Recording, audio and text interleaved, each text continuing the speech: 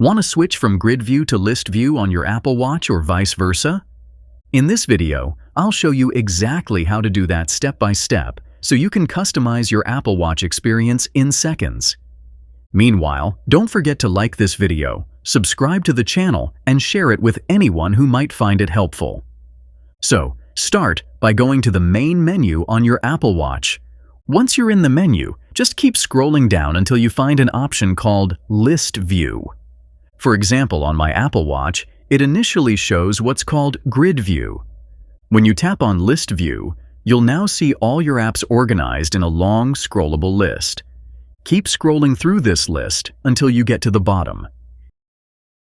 If you want to switch back to Grid View at any time, simply tap on it again, and everything will return to the classic layout. That's it. Your Apple Watch is now set up exactly how you want it. If this video helped, don't forget to like, subscribe, and share. See you in the next one.